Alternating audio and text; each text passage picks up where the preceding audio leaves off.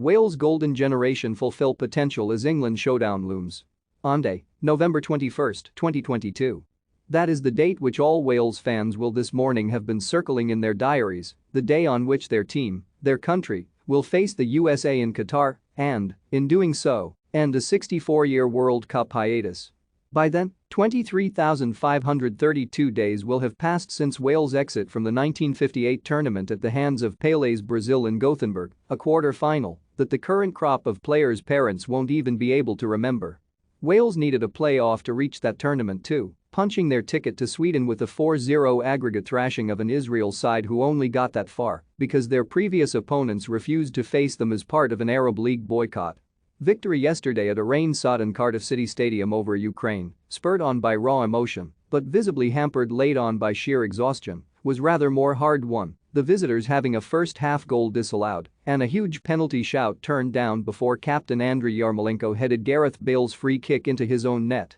It is little wonder that Bale quickly dubbed it the greatest result in Welsh football history and hailed the final piece of the jigsaw for a generation of talent that would, for all the heroics of their Euro 2016 run, have left their potential unfulfilled without delivering a return to the biggest tournament of them all. Wales beat Ukraine 1-0 in Cardiff to reach the World Cup finals for the first time since 1958. They go into a World Cup group from which qualification looks eminently achievable, with Iran in wait after that opener against the US and then a potentially crucial final game against England. Tuesday, November 29 is the date that fans of the rival home nations will be bookmarking and, one suspects, with contrasting levels of enthusiasm. These types of fixtures so often belie gulfs in world rankings or major tournament prowess, and it will not have been only out of sympathy for the war effort against Russia that England fans were yesterday willing on a Ukraine side they thumped 4-0 in a Euro quarter-final just 12 months ago. The Three Lions did prevail when they met Wales at Euro 2016, but it was not a match that their supporters can have enjoyed one jot until the moment Daniel Sturridge struck in injury time to claim what might have gone down as a famous win had it not been so swiftly overshadowed by the Iceland debacle.